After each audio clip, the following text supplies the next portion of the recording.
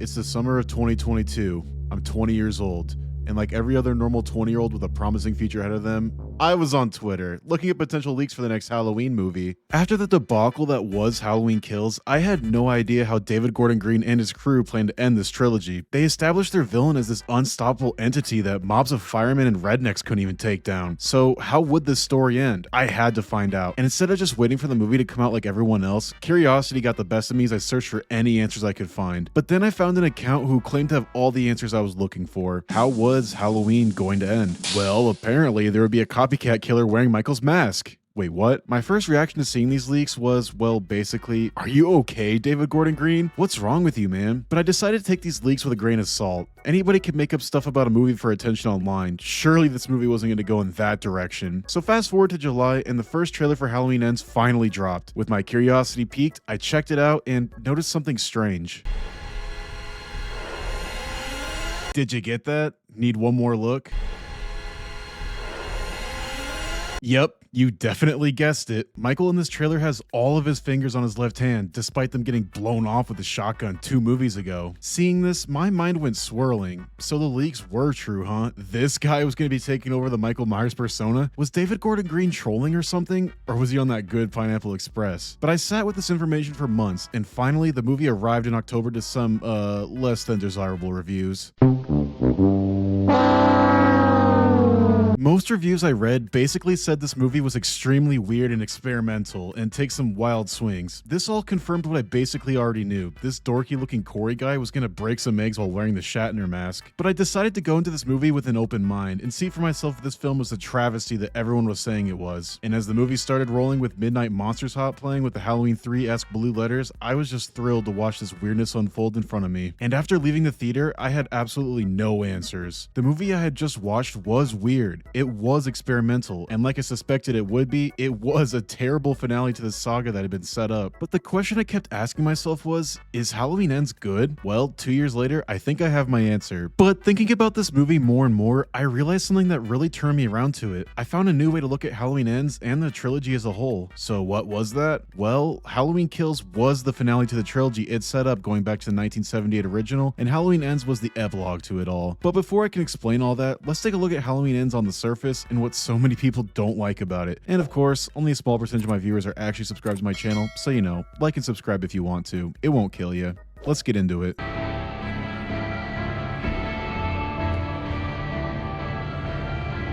How many times in your life have you heard that movies like Halloween suck because they are all the same? And you know what? You have to understand where people are coming from when they say that. Look, of course, I'm a fan of these movies. I personally see the wide differences of themes, characters, and motivation that many different movies of this genre represent. But from an outside literal perspective, you have a main villain and bitches die. And across 11 Halloween movies, this is what they've all been about on the surface. Michael Myers is on a rampage and he kills people. And while Halloween 2018 and Halloween Kills are very different movies, at the end of the day, they followed that same basic formula. And for a filmmaker like David Gordon Green, who spends years conceptualizing and creating these movies, why would you want to do the same thing again? And Green had an idea for his third Halloween movie, a new angle to take. With all eyes set on how he planned to end this trilogy, Green wanted to take a risk, to be bold, to take this simple horror formula and turn it on its head. How do you end this saga in which the villain has been established to be unstoppable? Well, it seems clear to me now that David Gordon Green wasn't really worried about that. He had a new story to tell, a fascination with a new character he had crafted in his head, Corey Cunningham. Evil across our world is often unexplainable. The nature versus nurture debate is what the crew on Halloween Ends really wanted to explore in this film, not how cool the final fight between Laurie and Michael was going to be. As I mentioned earlier, when the Halloween Ends trailer dropped, my main focus was on the Michael Myers fingers, obviously. But you know what else I noticed about the trailers? They were boring. The trailer showed Michael Myers, or at least a guy in a Myers mask, killing random nameless people while Laurie declared her intent to kill Michael once and for all. Halloween Ends, from the trailers at least, looked like Halloween 2018 all over again. And look, Halloween 2018 was fresh at the time, but it was done already. I have seen fans say many times that all Halloween Ends needed to do was to have Michael rampage once again through Haddonfield and have a satisfying final fight with Laurie Strode. And to those people, I say just watch Halloween 2018 again, because that's basically the movie you wanted. A movie, a story that already existed.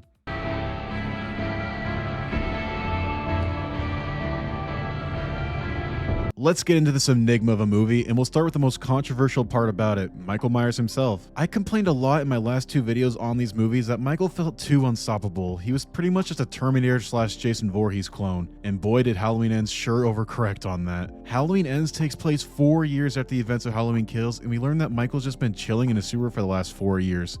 4 years! That is 48 whole months, almost 1,500 days, 35,000 hours, 2.1 million minutes, and roughly 126 million seconds that bro has just been chilling in a sewer. We don't get much information about what he's been up to in that time either, besides a missing person on a billboard and some skeletons in the sewer and a deleted scene that really should have been kept in. Once again, Michael Myers still seems to be a dumb animal with a murder boner, at least in how this movie is set up. David Gordon Green even compared Michael to an animal leading up to this movie, saying about Myers, he's gone away to rot, kind of like an animal, just walk in the woods and die. But still, weirdly, I think this movie does much more to humanize Michael than either of the last two movies did. Michael is 65 years old at this point, and the insane amount of damage he's taken to his body has finally taken a toll on him for the first time in the entire franchise. This seems contradictory on the surface to the monologue Laurie gave at the end of Halloween Kills, where she stated, "The more he kills, the more he transcends into something else impossible to defeat." When I first heard that line, like so many others, I interpreted it as Michael physically transcends and becomes stronger with every kill, which made sense with what we saw in Halloween Kills. However, now that we have Halloween Ends, I think we all misunderstood that line, but I'll get into that more later in this video. Many people who hated this movie thought it was disrespectful to Michael Myers, and honestly, I disagree. Yes, Michael only kills about 3 people in this movie, but he simply didn't need to do any more for the story this movie was trying to tell, and any extra Michael kills would have just felt like filler to keep the audience happy. Of all the 3 masks in this trilogy, Halloween Ends is my favorite of the bunch by far. It's so rotten and melted looking, but still maintains the overall shape of the original Shatner mask. That thing does look like it smells like the pipe that Andy Dufresne crawled through in The Shawshank Redemption. Overall, Michael's role in this movie humanizes him more than any Halloween movie has before, as he plays a mentorship role, and we'll talk about that more later, but I really enjoyed the expansion they did for Michael. I think it's clear from Halloween Ends that all Michael Myers needed all along was a friend. Aww.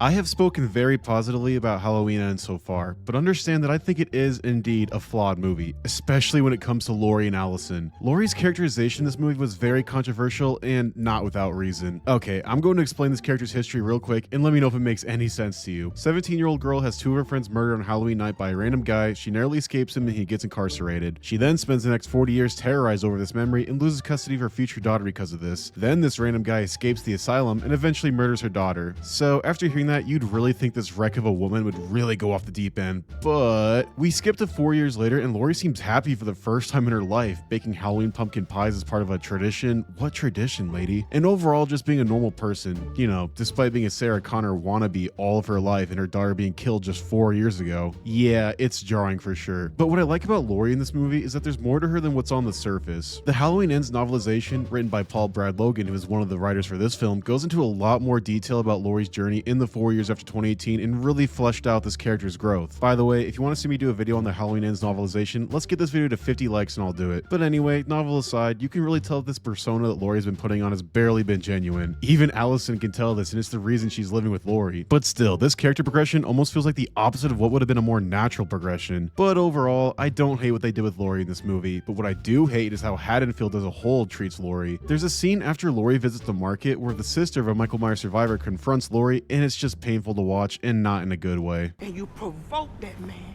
when you should have left him alone.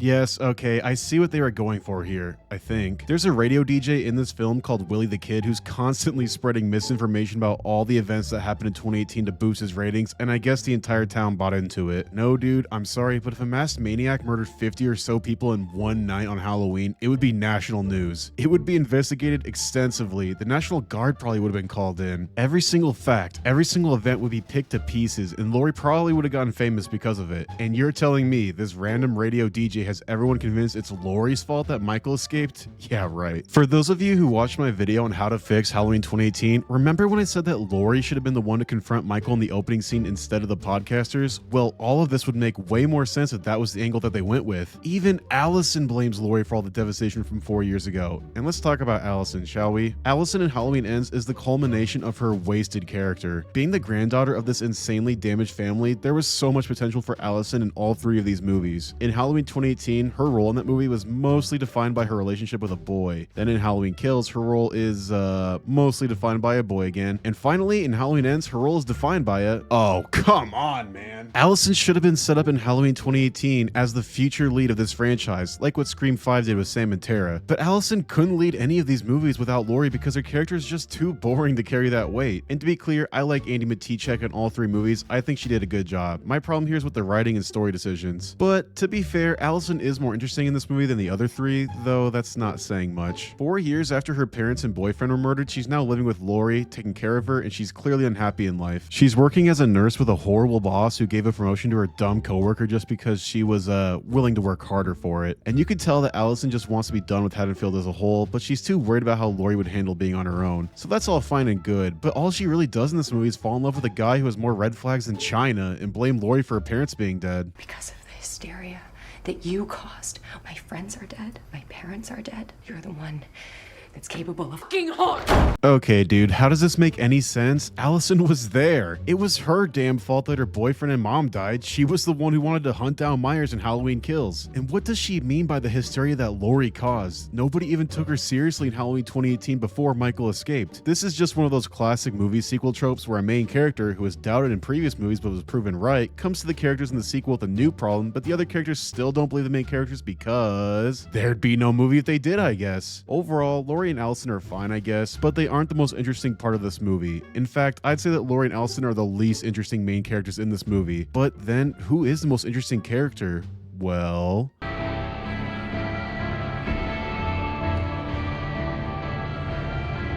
The more he kills, the more he transcends into something else impossible to defeat. Like I said earlier, when I originally heard that line, I thought that it meant that Michael physically gets stronger every time he kills people, like Popeye with spinach. But we are all ignoring the line that came right after. Fear. People are afraid. That is the true curse of Michael.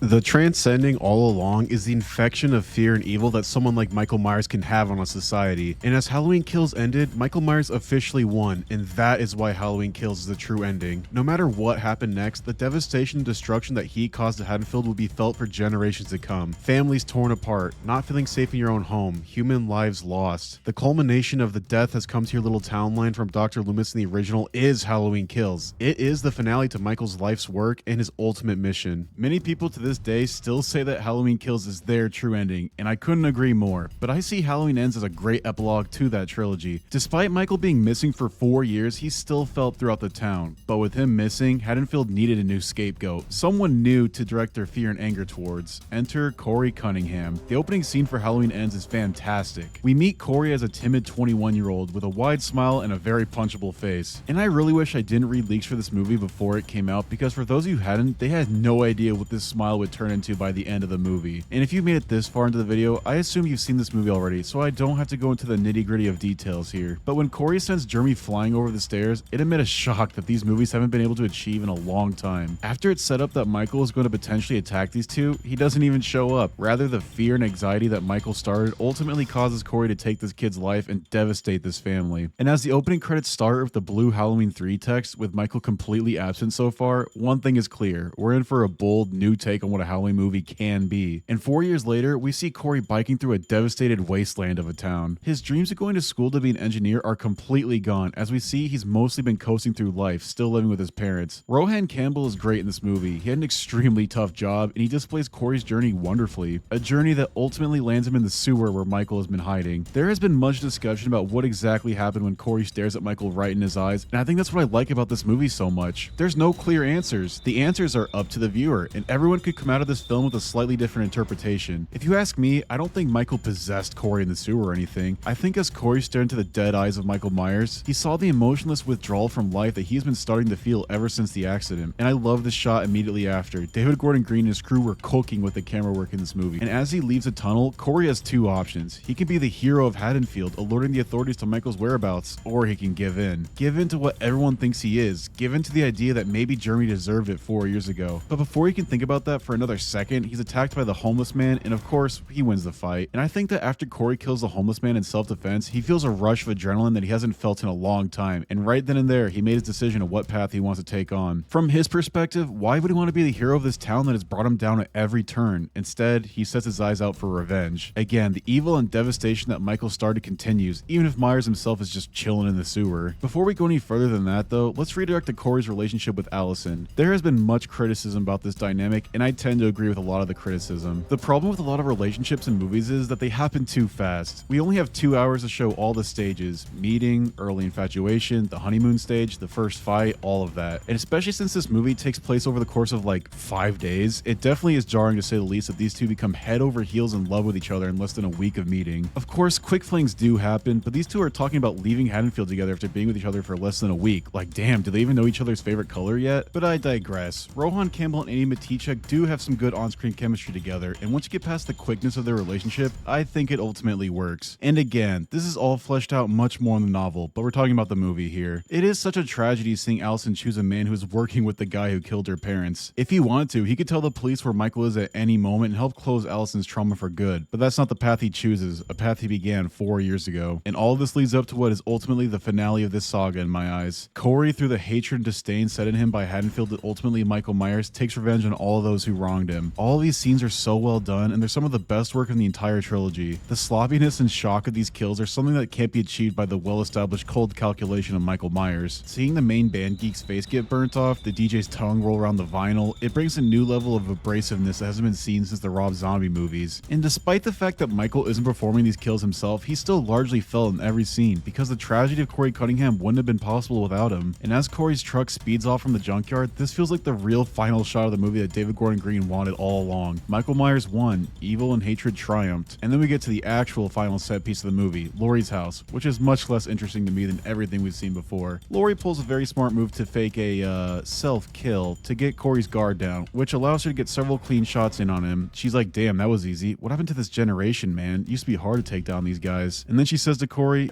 You know, we all learn the truth about each other eventually.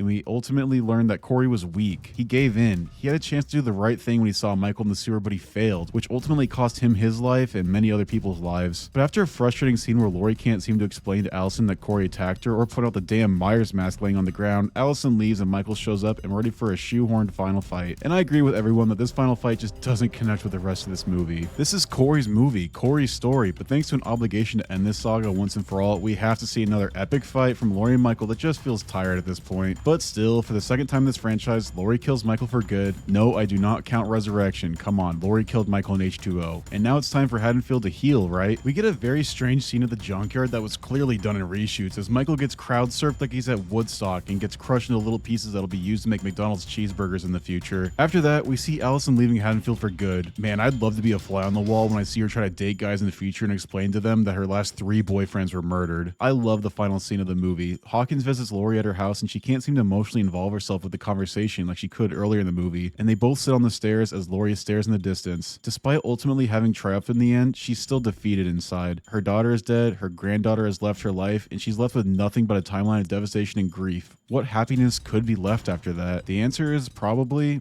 not much.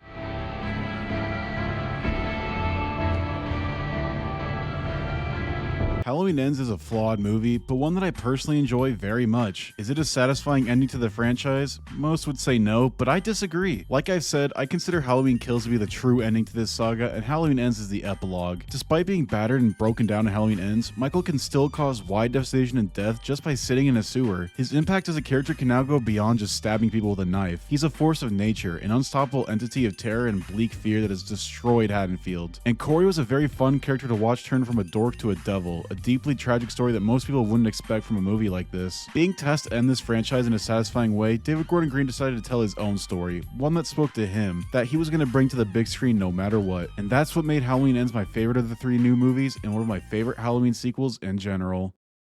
Or maybe the movie sucked and I'm just an idiot. I don't know. But that is all for today. Thank you for watching and I hope you have a great rest of your day.